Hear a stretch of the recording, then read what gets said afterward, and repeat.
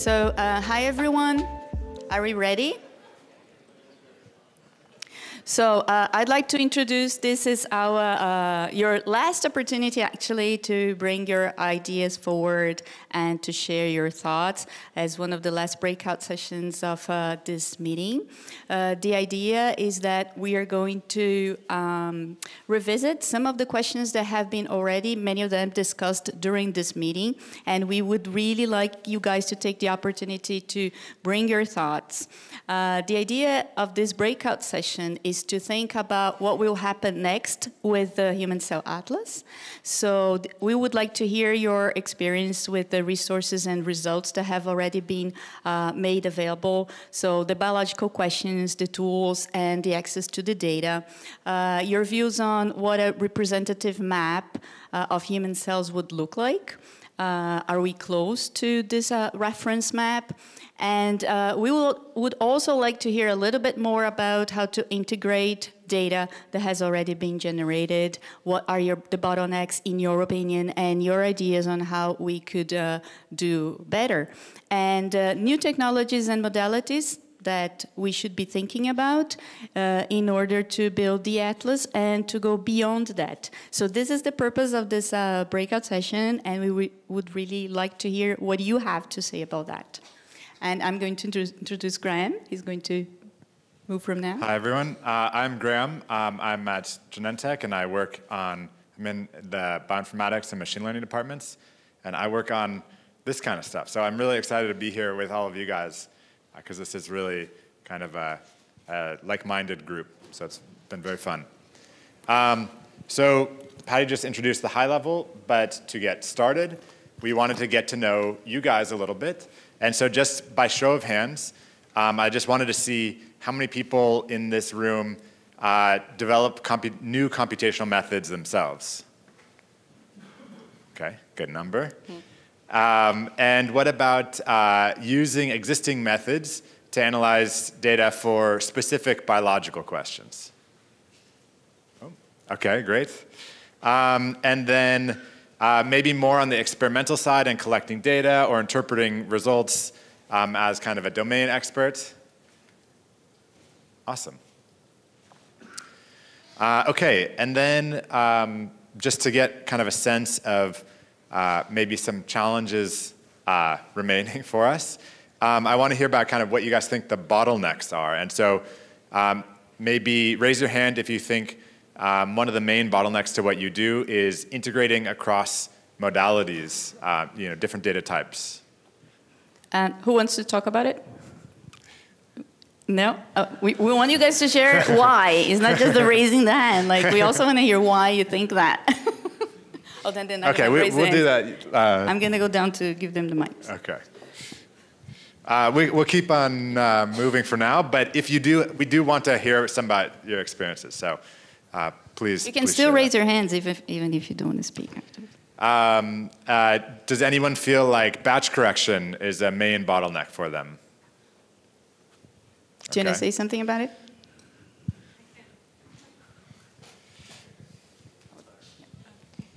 Hi, I'm Ana Maria, and I work together with Michaela on the integration of the PBMC, so immune cells from different data sets.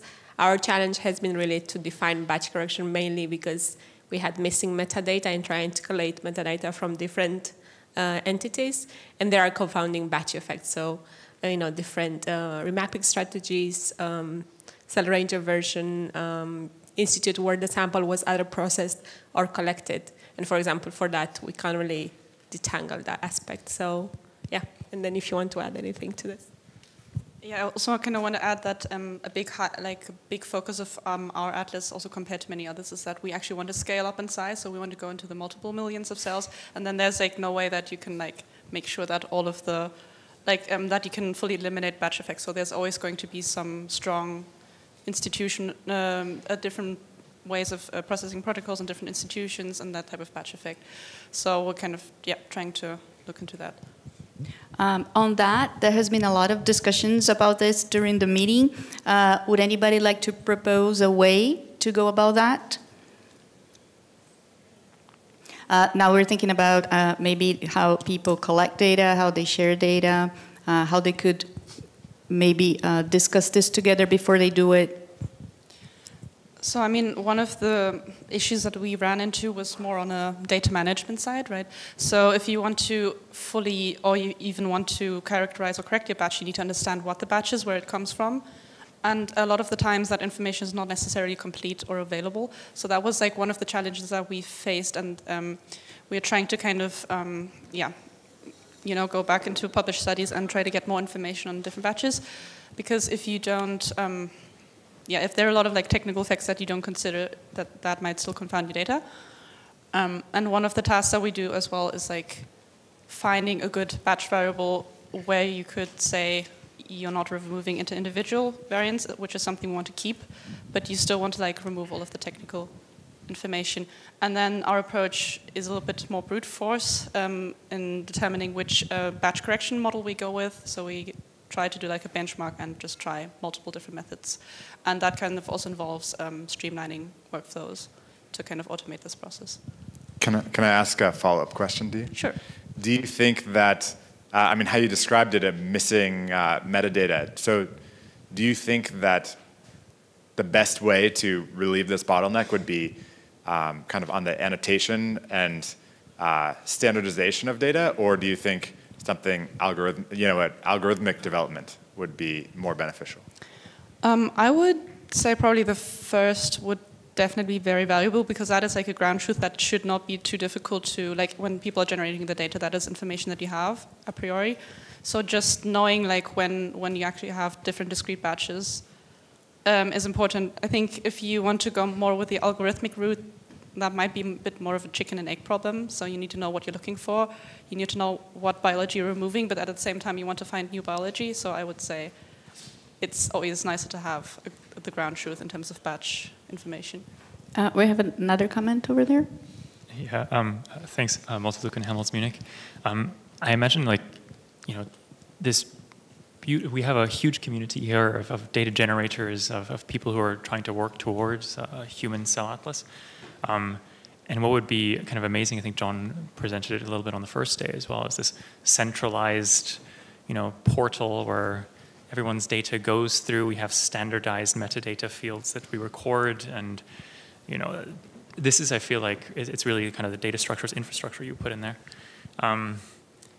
If the motivation were there from the get-go and the infrastructure to support that, I think that's really would be an amazing feat, not just for Atlas integration efforts, but Graham, for your work, for everyone who's training foundational models or foundation models. I think that would be beautiful.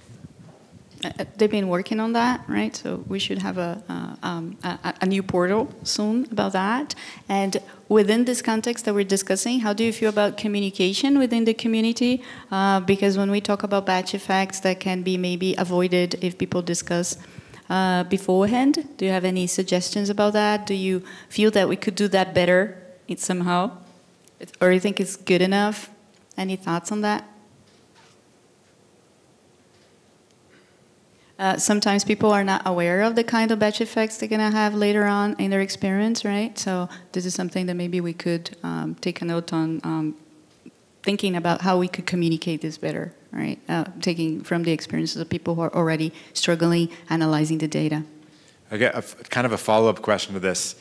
How many of you who are working on trying to correct batch effects are either in touch or able to communicate with the data generators before they go and collect the data? So, you can talk about this and plan for this. Is anybody? Is it possible? Have you tried? You tried?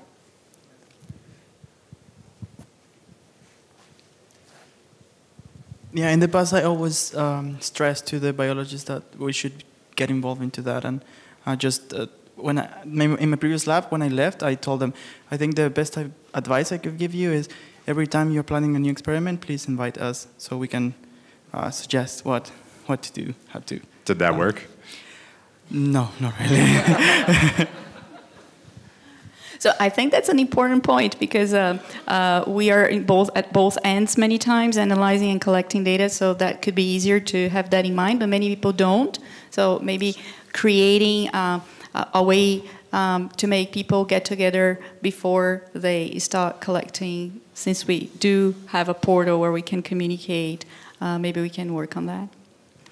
Taking advantage of previous experiences, why it didn't work. I think that could be something useful. Yeah. Okay, so maybe we move on to Graham some only other analyzes the data, right? So I think yeah. I don't get to talk to the data generators because I'm just using the public data. So that's definitely a limitation. That's not possible for me because by the time I see the data, it's already posted online. Yeah, so just wanted to add my comment also relating to what you just said. So I think it depends as well, because if we're thinking about like future experiments, that's definitely a possibility. But at the same time, we still want to make use of all the data that we have. So that is still a problem that we would try to solve. But in the ideal world, like if there are, I guess there's like more communication on how to design your experiments, especially when people want to scale things up, that would help, but might not always be possible. Do you have any suggestions on how to do that?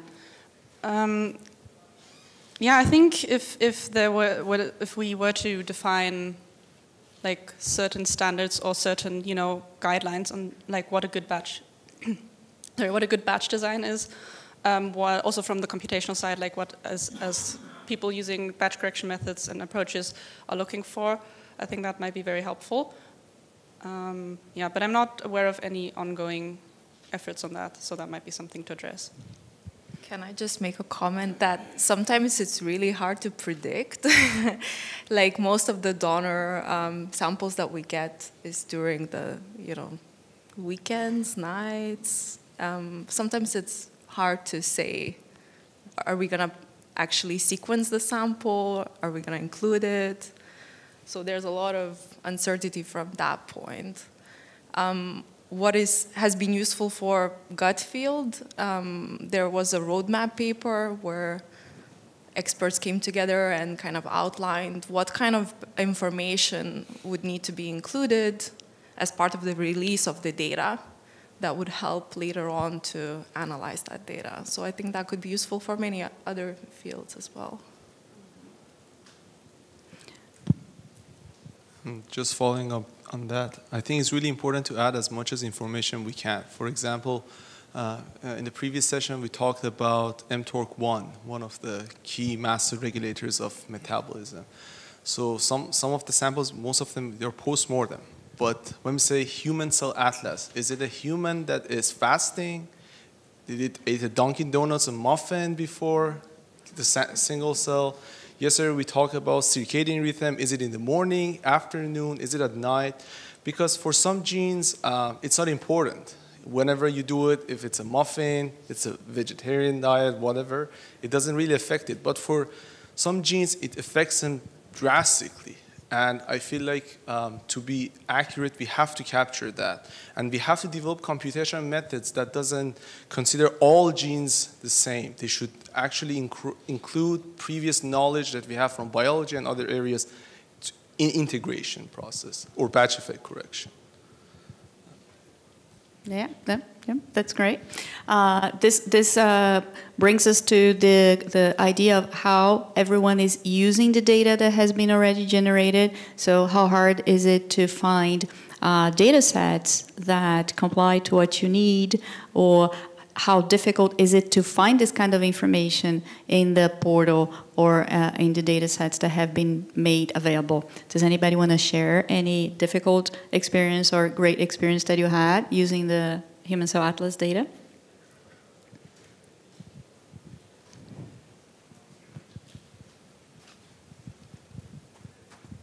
If I can say something about looking for, like a problem that I faced when looking for data sets is that frequently I need sample level information. I don't need cell level information to select what I'm going to use. I need to know how many donors does the data set comprise, and how many, what type of conditions they have, or maybe I'm interested in fetal and or adult samples.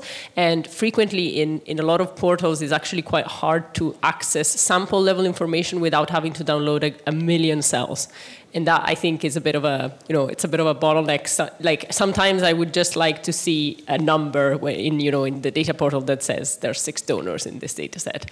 And that would help me decide whether I want to download it or not. And yeah, so I think in general, sample level metadata is maybe, it's buried in the obs of your AND data, but you could make it like a much smaller table that I can access easily. That's a great suggestion. I think everybody has been struggling with that, right, when we're looking for data. I think especially relevant for methods developers when you want to apply your benchmark it, let's say, on a data set. You want to know how many studies have healthy controls and disease samples or something, and so I can apply it there. And so I definitely feel that a lot. Yeah, I think that's supposed to be table 1. But I think what I want to highlight is that there is a lack of standardization to encode all of this data. I have seen a push for standardizing the reporting protocols by the Human Cell Atlas, but I haven't seen a push to standardize other type of metadata that is very relevant when you're building an atlas, for example. Number of donors, conditions, protocols, and so on. Mm-hmm. There has been many... I think there's a... Hello, everybody. I'm Parmesh. I work at the Princess Margaret Cancer Center. I just wanted to add, as you're talking about the portal, I have not explored all the new features of the HCA data portal yet, so probably this already exists. But this morning I was just trying to look up for a particular gene. I just wanted to get the expression of as many organs as possible to see where that is expressed. And it was not immediately clear to me how I should go about it, because I just went to the cell by gene and I typed the gene name. But then it took a long time for the results to come, and all I got was just an average column where I chose blood, for example, and all the subcategories of blood, and with the number of samples was there. But then I just had a dot with a heat map kind of a structure just as a column. But there was no other control which I could use. So probably there exists, I don't know. But what I would have liked to see is a little more control to choose, like a t-SNE plot or a UMAP plot where I can expand the dot just for presentation to the biologist, because he might not like just a column of the heat map.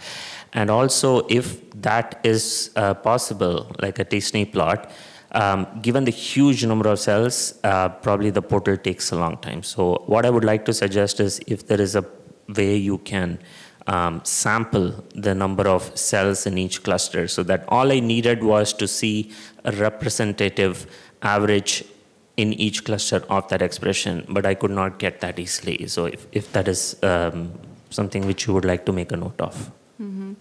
I have one comment on that, which is there is a very friendly team that HCA has that takes care of the data portal.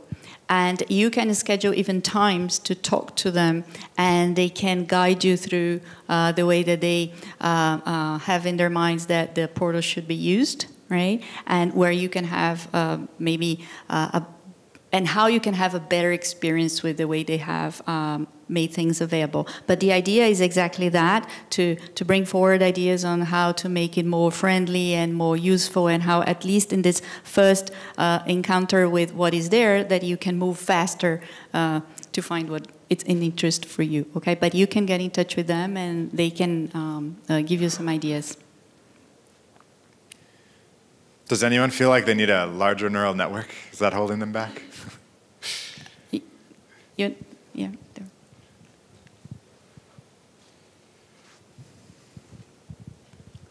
Well, guys, it's the opportunity for you to say everything that you are happy and not happy about. So they're going to be listening to your ideas. So please, otherwise, when you go home afterwards, it's harder to express your ideas. Yeah, I just wanted to go back to the point that before the larger neural network. That will be next. Just generally on data portals and all these efforts. So from my observations or from kind of what I know, I feel like there are like a lot of different, all of the different data portals that to some degree overlap with the features that I have, and then in others they have unique features. And I know there have been ongoing discussions on like how do we deal with this, how do we streamline this ecosystem, how do we make sure that things are interconnected. So just wanted to mention that is like currently also work in progress.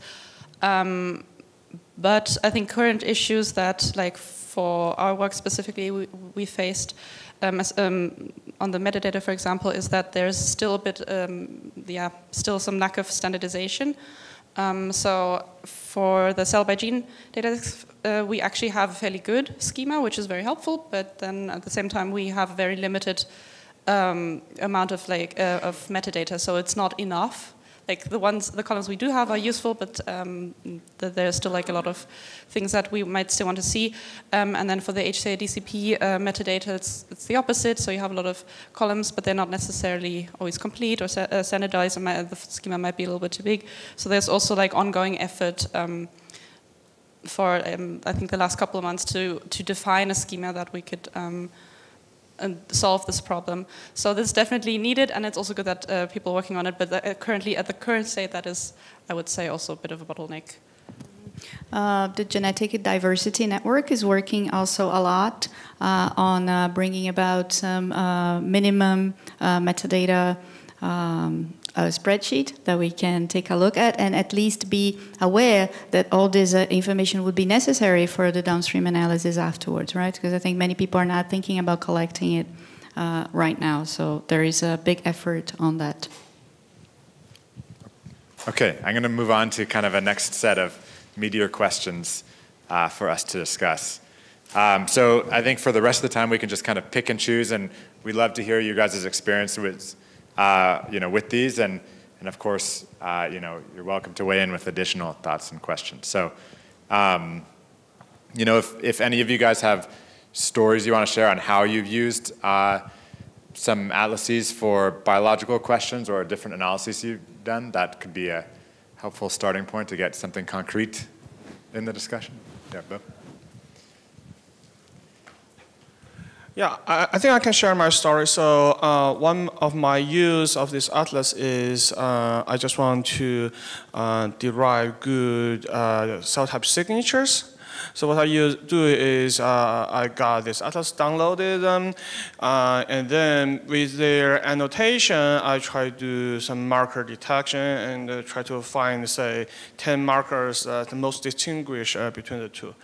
But I think better like cell type ontology or like standard is a bit better because sometimes because there's also like a study variation, right? So the markers you find from that is good for one study are not necessarily also good for the other one. So my strategy is I use at least 2 independent studies, right?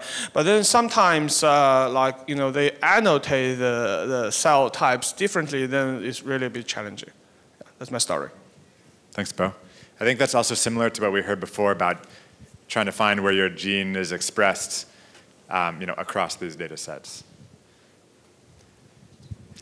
So we're talking about making more standardized, right? Just one quick comment. Probably this is out of the HCA, but my general, what I look for is to compare cancer versus normal. So this HCA provides a ton of data on all normal tissues. So I don't know, like I would ask for your comment. What's the plan to integrate cancer, or if cancer is actually part of the scope of this, or is there a separate database? But the problem is if there's a separate database, then how do we integrate both? So oftentimes, as somebody working with cancer data, I have this question like, look at this gene and what's different in terms of the tissues, how does it compare to cancer versus normal?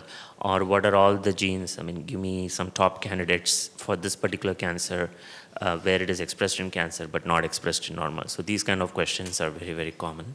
And so if you have any comments on that.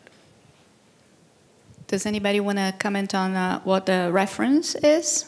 What are your expectations for what the reference would be? Because I think that's what you mean, right? So what kind of reference is the atlas going to be for diseases, for example, cancer, right? Does anybody want to comment a bit on that?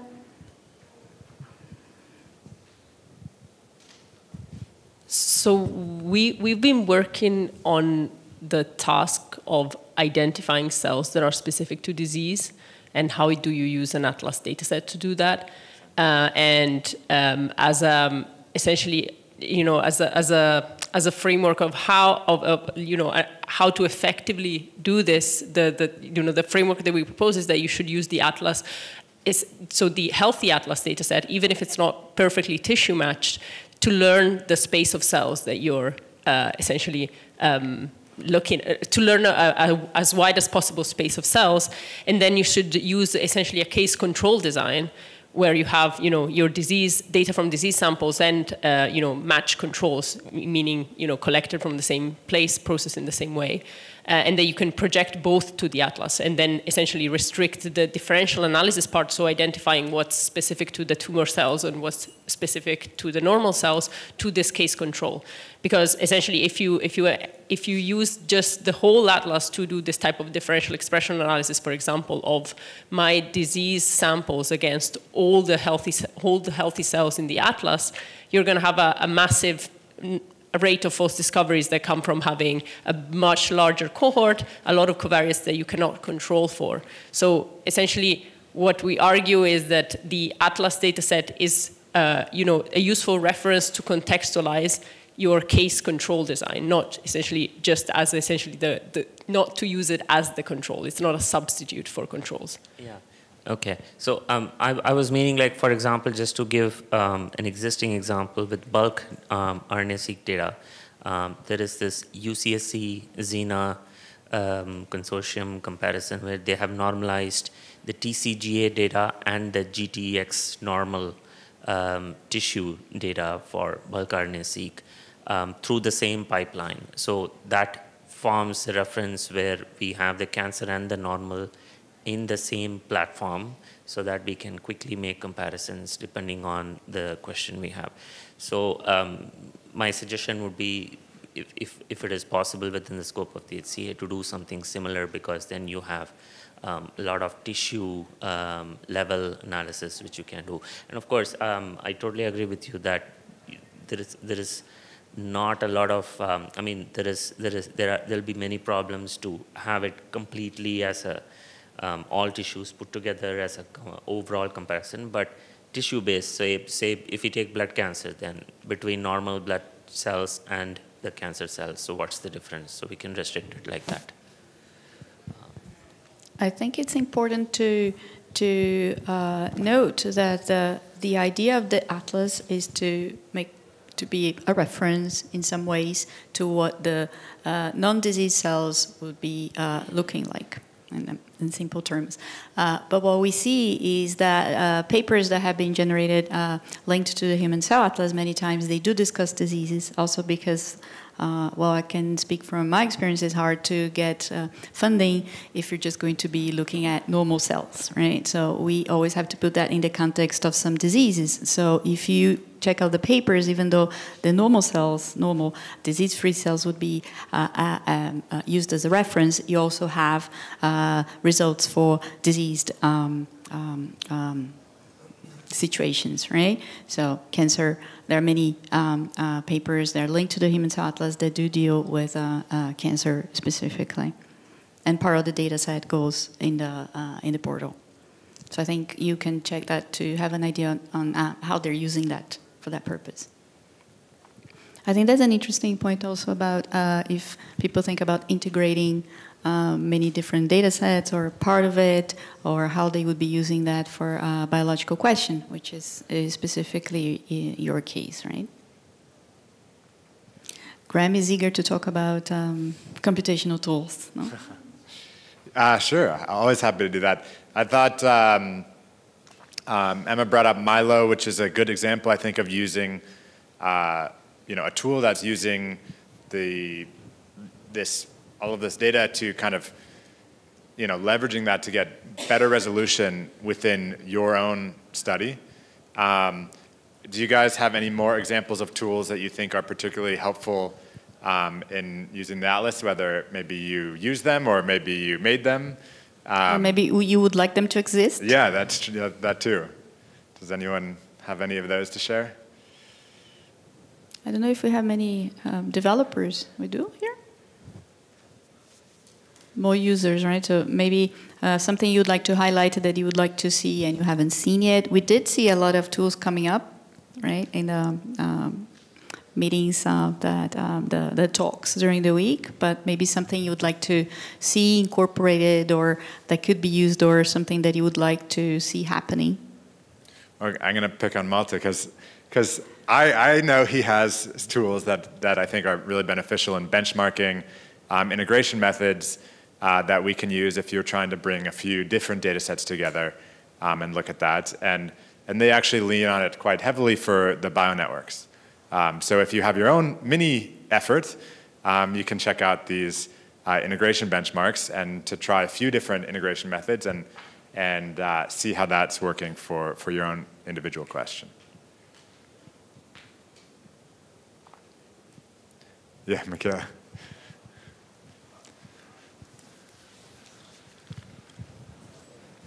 Yeah, I just wanted to, I guess, highlight as an aspect as also like somebody using tools, and because I think, tool also always depends on what question you're asking. So I think what kind of I think became also evident in the last couple of days is there's a lot of focus on, for example, gene program analysis, finding structures and so on.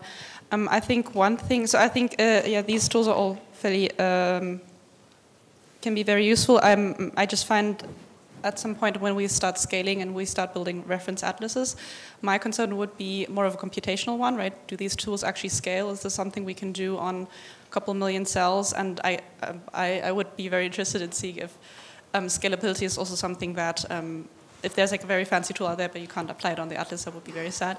So that would be, one thing that I think needs to be highlighted as well. What's your experience with scaling so far for the immune bio-network? How much has that complicated your life? Well, for already in the data integration step, it is sometimes a challenge if you want to work with multiple million cells. And I think one workaround would be for some integration methods you can tweak them so that they can be a little bit more resource efficient or a little bit more distributed, but not all of them. So I think that might even be. So we might there are even a couple of methods that we might consider not using just because they're not scalable, and I think that's a little bit sad. So I think it's always good to, also for future tools to kind of keep that in mind because we really want to go into like the big data a lot of the time and As scale becomes more of an issue, is there a reason not to downsample, or do you feel like you're losing something with that, or downsampling is also not trivial because you want to make sure you do that in a representative manner that still captures all the interesting variation that you see. So is that something that you're doing? Is that something that you avoid doing? So downsampling, I think, is definitely very useful, and that's also, I think it's a lot of times still an open question. In my workflow, I also include that, but it's more of like a fairly naive approach. So I think this is also something that would probably need to be explored. And if you want to do like a very rigorous power analysis study, then of course at some point you need to, if you want to compare it to the whole data set, that would be good to just kind of get a feeling, at least for a specific data set or organ, like what sample size you might want. But I think that might also vary from data set to data set, so I don't have a clear answer like how much you're going to lose or not.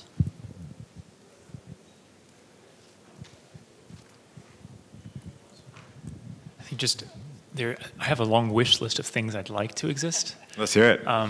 Next to I think we've started doing metrics for integration, right? But that's not enough. There is always new things based on the questions which we ask atlases. We need to try to encode to make sure when we're integrating, we can still ask those questions. So I think there needs to be a bit of a push towards understanding, like encoding what an atlas use case is into something that we can evaluate an integration method for. And what we have so far is a start, and it's okay, but it's not enough. And I think specifically this comes, we need to think about this when it comes to integration over time.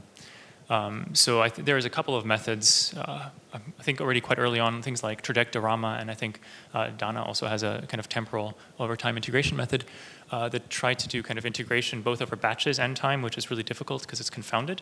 I think we need better methods there because otherwise we saw a talk this morning about organoid integration, which is really interesting if we want to do then development and organoids. There's always this question about what are the time scales we're doing this over. What are we breaking? And I think there is definitely room for better things there. So this is a couple things. I think that's great because I think it puts us in this context of what is coming next, and what's coming next is going to do a lot with the integration of so many different kinds of data sets collected at different time points, different regions also that we've been working a lot on bringing to the Human Cell Atlas. So I think this is a great point. And what kind of integration people are looking into doing, right? So we will need tools for different kinds of views. Yeah, I like that kind of different types of integration, different integrations. We want to encode the capabilities and limitations kind of in that representation so people know how to use it and know how not to use it. Do you have any either experience on maybe stories of people taking it too far without any names or anything? Or do you have any examples of, because you guys have very nice integrations of the lung, also many more kind of coming behind that. How have you seen that be used? Have you seen it be stretched too far, that kind of thing? I'm curious about the encoding that kind of use case and making sure that kind of those limitations are known and also that it's used for the purpose that you want to make it for. So we have a couple of cases where we found kind of integration results misinterpreted. I think this is really very, very common. I don't think we're the only people who have these use cases. For example, doing a small-scale integration of COVID data sets, we found, we saw in a paper that I was involved in as well, a cellular state that seemed to be characterized very distinctly by a gene expression phenotype, which turned out to be ambient. When we integrate all of these data sets together in the Human Lung Cell Atlas, then incidentally ambient RNA is corrected for in some cases, right? Because we're not really measuring ambient RNA separation in an integrated embedding. Is there an effect still of ambient RNA separating out patches? Not really something we care about at the moment or we care to measure. And so there's a bunch of examples like this. Also, if you integrate using donors or samples as a covariate, you'll get potentially really good cell type resolution, but you'll lose specificities of patient populations of cohorts. And there's a couple of examples we found of this that we can integrate those out, and maybe we shouldn't. So. Can I make I'd like to make a point on that. Like, how much do you think, going back to the idea of sharing the information, how much do you think we share of that? Those kinds of experiences that could maybe lead to less issues regarding that, like within our HCA community. How would you propose that we could do this better? How could we share more of these experiences, personal experiences, things that have been done not maybe the best way? Where can we find this information? We do have a lot of channels, right? We have Slack, we have like protocols, many things go on, right? But they are happening all the time. But any suggestions on how we could do better at that?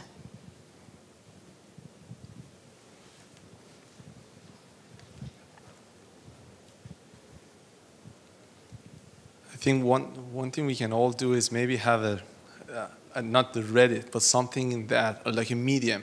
For example, if Human Lung Atlas, they publish something, just something, even if not be really formal, in an informal way, we had these challenges, we fixed them this way, oh, next version 2, we are going to fix this probably. So, for example, we are working now on lever. So we say, oh, actually, Long had this issue. We can fix it this way. Because you can't say everything in your paper, right? And these challenges are actually really important to address. Or we can have something in our GitHub. When we upload our code, we can actually have a section just for challenges. These are the challenges, and we address them like that. Or we couldn't answer this, or we tried this, it didn't work. So next person, when you're trying that, they avoid doing those. I love that idea. I think that one of the really awesome things about this conference is that there's been a lot of breakout sessions, a lot of discussion. And actually, I mean, this is a way maybe to move some of that online.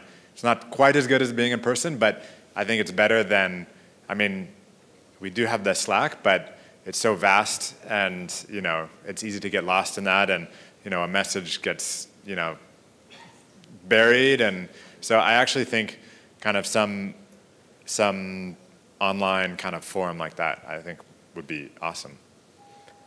Sorry, I wanted to highlight, because maybe people are not aware of this, but as of recently, there's an effort in the Python community around single cell to bring together tools and things like, that work around data in an organization that is called Essiverse, which actually has a discourse channel where questions on specific tools can be asked, but there's also a whole set of tags about analysis. And there's actually a ton of use cases of people saying, actually, I'm having a problem with this and that.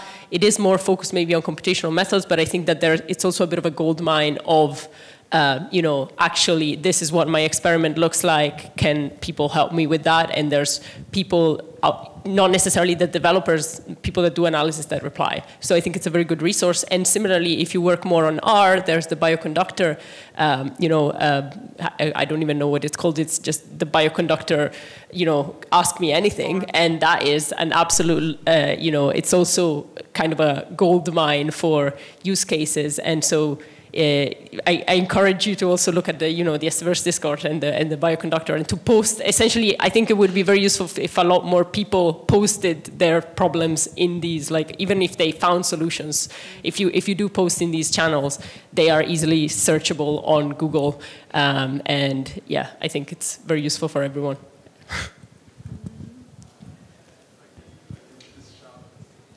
See who is faster.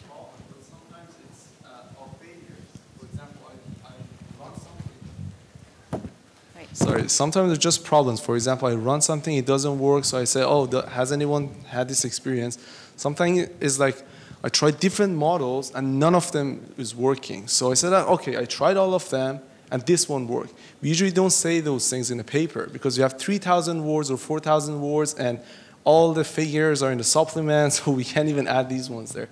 So if one place that we can centrally, for example, if you have a big work, you can say we tried this failed, this failed, this failed, and so other people can see all these tests that you at least tried. It's a bit different than, oh, I have this question, someone come and answer it. Yeah, maybe some more informal kind of meetings, because there are many online meetings and meetings from the HCA.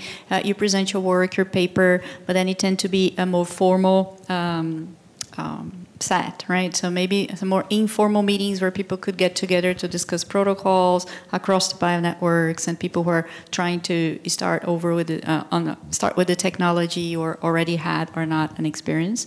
So maybe something in line with that, right? Some kind of more informal way to talk. Yeah. One thing that we do within Genentech, we have this single cell working group, which is basically people from all different departments who are involved in different aspects, and it's broken into different subgroups and everything like that. But I think one discussion there is to have less emphasis on discussing new papers, because we all are either buried or are reading them anyway or whatever, but a bit more of tutorial for how to use different tools, and maybe kind of along this line, like I can imagine online, if you have a new tool that's relevant for this community, yes, you can go look through the paper, like you said, that's often, it's not really optimized for, oh, let me hold your hand step by step through how to use this tool on your data set.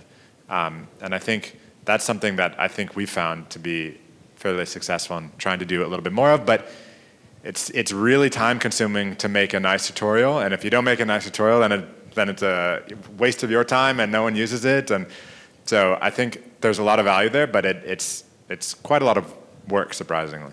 Yeah, Malte? Yes, I promise the last time I say something. I think with Emma plugging kind of SCVerse and bioconductor community, I fully agree with that. I interact on the SCVerse kind of community discourse a lot. I want to plug a couple more things which are trying to do some of these. On the one hand, there's a recent kind of community effort led by the TICE Lab of a cross-tissue kind of best practices, which is an online book which has a bunch of tutorials in there, and has, because it's an online based on GitHub, has discussion. And these are kind of iteratively updated on the online book to try to really take into account people's experiences and maybe changes that need to happen. And the second is the open problems community, where Dan Burkhardt is around here as well, and then I'm involved there too. Cool, perfect. Dan right behind me. Where we're trying to kind of standardize centralized benchmarking in a living way. So if somebody has kind of new tools and you say like, oh, this is a good thing, I think it works well, I think to have a centralized place where you can compare how these tools work in a standardized set of data sets which can be extended with metrics that can be extended is really valuable. So that you can kind of compare on multiple different scenarios how things work, and then also for method developers to really showcase their tools are improving something on the state of the art. And if nobody agrees with metrics, it's all based on GitHub, and that can be changed as well. So I think these two communities are also really built to try to facilitate uptake and experience sharing.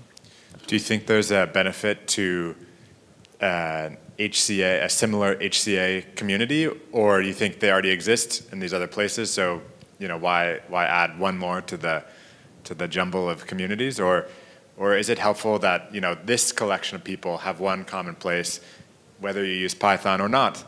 You can go to the kind of HCA site. I think we need to leverage as wide a community as possible. I think what makes the HCA great is that it's very inclusive of everything, right? So I don't see like branding mattering so much here. It's just about building the kind of communities that are out there and using them in the best way possible. I guess I think of it less as not branding. I guess more of just one centralized place, because some people here are maybe more experimental, and SCVerse community that seems very far away for them. But something for HCA, if it's inclusive, then they're welcome here. I think it's all like complementary in many ways, right? So what has been said there about a specific ways where you find information about your tools, or a specific place where you find information about your methods. But I think what we are also maybe lacking is a place where, or a forum where you can actually talk and discuss informally, like we do here when we once a year meet. And there's so much that we bring home from here, from the interactions, from the informality, that you can actually really discuss things that it's kind of hard in a book or in a forum where you're going to find very specific information, but the interaction is lacking. So I think that we can add to all this, right? What has been proposed there, some more informal meetings where people can maybe discuss more freely, right? And not a paper discussion or specific highlighting the amazing result that they got or the amazing tool, but rather just interact informally, right? I think that we don't have that. Of all the things that we have, I think this is one that we don't. Right? Yeah, my view on kind of what's next, I think, is largely dependent on tools, questions. Some of you may have questions that I have tools for. I have questions that you may have tools for. Mm-hmm. And I think, I think it's important to be sharing kind of what your tool can do, or something that you feel is missing that you wish there was a capability in doing. Because, it's tempting to build bigger and bigger models and do all this stuff, but we also want to make sure that it's motivated with, important questions. Hi, we've got a question from our virtual audience, from Diala Ad Rabo from the Brooks Lab. I agree on the benefit of tutorials, but most of the tutorials out there present nearly perfect data. And most of the time we have more weirdish data to work with. So we need to know how to analyze that. I love that question, because I think a lot of the times, we have one opportunity to publish our method in a paper. And so what are you going to show in, figure 2? You're going to show, a data set that is perfectly, suitable for your question. Whether it be extra clean or a really, long time course, longitudinally or something, maybe something particularly, unusual. And so I do think, we need to encourage that, in my mind, we need to encourage this idea of, generalization among tools, and the tutorials need to be geared towards that of, like, drop your data in here, and then run this, then do this step on it. And I think we really need to be making our tools, our methods, and our tutorials kind of with someone else's data that I haven't even seen yet in mind. Because without that, then we all make our own tools, and then I come along and I want to do, let's say, cell type classification, and I realize, oh, it's limited because all the other tools only did cell type classification in non-developmental tissues, and now I have this or something. So I feel that question really, I think that's really important, that we design, test, and share our tools with not our data set in mind, but our data set as well as lots of other people's data sets. So I'm a big advocate for testing, benchmarking on 5 or 6 public data sets that you can find that match your criteria. And this goes back to, I think, Emma's example question before about finding, being able to search for studies based on the sample metadata. If you have some differential expression between healthy and disease, then you can go and search on this portal to find studies that match that criteria. Maybe there's 50, and so you can demonstrate your method on 5 of those studies kind of in your tutorial. And I think that makes it easier to imagine that the next person's data might work in that place as well. Yeah. I don't know if anyone has other thoughts or... It's just that we don't have so much time, and I'd like us to wrap up with maybe some ideas you guys have, either on how you see the references being made. Are we going towards the right direction? What is missing? And what you would like to see in the upcoming Human Cell Atlas? Like, what do you want to see? So some thoughts on that would be really useful, if you think about how you feel about it now and what you would like to see.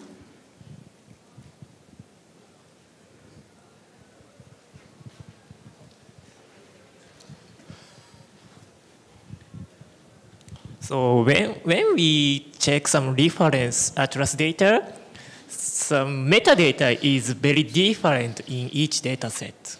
Some metadata contains some information, but it's lack in other data sets. So when we try to integrate multiple data sets, that lack of metadata is it's kind of bottleneck of the data analysis. And but the metadata is provided by each researcher, and each researcher provides different information.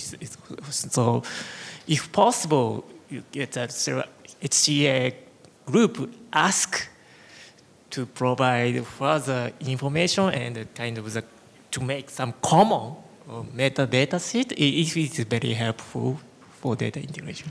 That's great. I think we've discussed a lot of things very much in line with that during these 3 days, right? So I think it's a lesson that everybody's taking home, how to create that minimum set of information that we would like all to see there. I think one of the things that we discussed we would like to see is that currently Human Cell Atlas is really geared for research and for us scientists, and how can we make this more accessible for medical community, and how can they use it in their practice? Yeah, that's great. We have also been discussing how people who are not from the scientific do not have any scientific background, so the communities in general, people who are donating, people who are participating at other levels, how could they be able to understand what we're doing? So this is also an ongoing discussion. Very good point, yeah. I have a follow-up question, actually, for that. Do you feel, I guess, can we speculate on the reason why that doesn't already happen? Is it that we don't have the capabilities to answer their questions, or we don't actually have a great sense of the questions that, that downstream users, want to get out of this? Yeah, that, and I think it's complicated what kind of information they need and want to get out of it.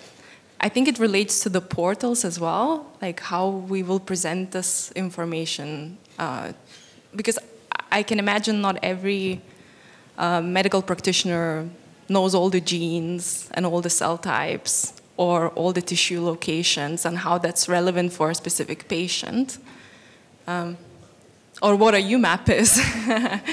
And maybe, yeah, there could be ways to kind of tailor those portals for different communities. I think this discussion is approaching like the ethical implications of this, because once you put your data there and people are not scientifically educated, there is the issue of interpretation. Like even people that are scientifically educated get to far-reaching stuff. So it's a sensitive thing to, yeah.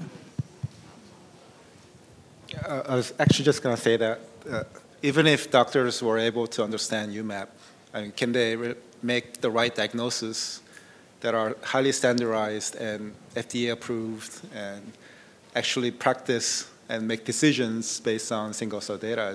I think we're far away from that stage. So how do we make it robust and standardized in order that it can actually be executed at the clinic, at the site?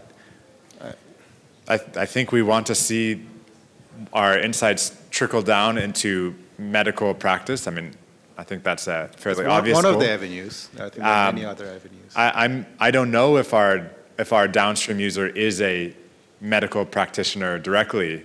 I think because of a lot of the things you mentioned, not just their ability to interpret it, but that's a lot of responsibility when you're sitting in front of a human and talking about this, and this is very unproven, and even if we've done the best integration in the world and whatever, there's still, I think, a lot of questions around that. So I actually don't, I agree with this premise that we want to make sure we answer questions for the downstream users, but maybe there's maybe there's a little bit of lack of clarity around who that actually is, which probably needs to be resolved in order to answer questions for them. It's also very expensive, by the way, so hospitals will not be running single cells. Yeah. But I think even if it's not the doctor diagnosing someone, like people in clinical research or in pharma would benefit a lot from having things like summary statistics around, is this gene cell type specific, which is not something that we can answer. I don't think any one of us can answer like straightforward, like, okay, this gene is cell type specific to this cell type in this tissue. And I think like thinking about how we do the summary statistics, once we agree on how to annotate cells or reach a version 1 of how we annotate cells, could lead to a lot more people using the summary statistics for, we can keep in mind that there's an educational process also. Yeah. So we can show what we're doing maybe in terms that they could understand where we're getting, right? Or what they could maybe do in the future, and not necessarily something that they will be readily using, right? But I think we are still far from being able to communicate what we do to people who are not part of this community. So both for clinicians, medical doctors, but also for the community in general, people who are donating samples, students, people who are starting to learn. So maybe we can do a better job on that, I think. And another one there? As just a follow-up on that, I think for health and for clinicians, mostly if they are interested in diagnosis, it's not just about platform or understanding UMAP. Now, when we talk about patients, now we have concerns about security of that, right diagnosis, because unfortunately, none of the existing methods, I think almost none of them, machine learning methods we have, they are not robust against adversarial attacks. So if you want to do any diagnosis, someone can just totally manipulate it, and we can capture that by UMAP. This is a paper we are just publishing. With a simple UMAP, you can understand, oh, if data is poisoned or not. So if you want to go out of this domain of research, things get really messy, and so we need better, at least mathematical or computational methods to be able to defend at least any attacks we might face with. Yeah, we're not there yet, right? I think one kind of thing that brings to my mind is about synthesis of information. I think we build a lot, we collect a lot, we organize a lot. We made amazing progress on, you hear about the cell ontology. That's an amazing tool to help bring everyone on the same page. But I think, to ask where your gene is and if it's truly cell type specific, that's actually quite a bit of synthesis that needs to go in to answering that question. So maybe that's a direction for next is a little bit of synthesis to go along with our building new tools. We've got a couple from online. One from Ellen Quadicus. One major push for reporting the needed metadata for studies is that journals have a set of requirements that are needed for single-cell RNA-seq and other technologies. If journals were pushed to require a set of standards for each technology, this could be the most fundamental way of getting it adopted. Yeah, of course. Yeah, and we are working on ours also, right? So from each different bionetwork, they have their ideas on what is more important for them, and maybe we will come up with a set of information that everybody is going to agree on and make our metadata available better. Guys, yeah, we have to go. Yeah. Okay. Well, so yeah. I think we can leave it there and maybe pick this discussion up next year with you guys again. Thank you so much for joining. Yeah. Yeah. Thank you all. Thank you. We're gonna work on having another forum, right? So we can meet more often. Yeah.